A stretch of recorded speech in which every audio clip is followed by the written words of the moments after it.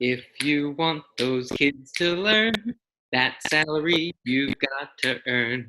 If you want to do your job, then activate background knowledge. Hi, I'm Brad,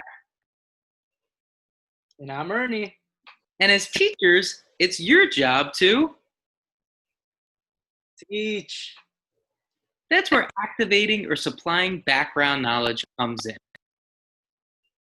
And it is known that information is more accessible and likely to be assimilated by learners when it is presented in a way that primes, activates, or provides any prerequisite knowledge.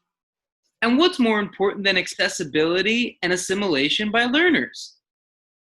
Nothing. We also know that barriers to learning exist when some learners lack the background knowledge that is critical to assimilating or using new information. And what's worse than barriers to learning?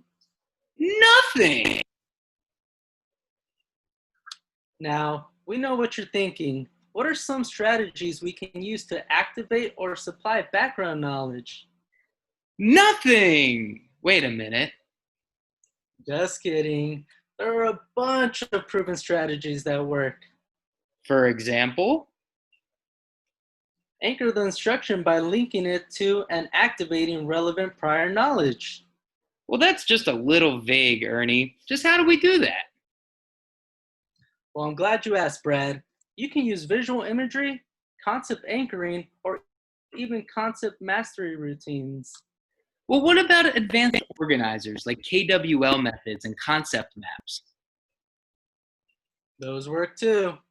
Can't we just make the content more relevant, just tying it to everyday stuff? You must have eaten your Wheaties this morning, Brad, because you're bridging concept with relevant analogies and metaphors in another way we can. Activate or supply background knowledge. Sure. Offering alternatives for auditory information is kind of important. Right. We guess you could focus on clarifying syntax and structure. Boring! But what good is all means in the world if you don't? Activate or supply background knowledge. If you want those kids to learn, that salary you've got to earn. If you want to do your job, then activate background knowledge.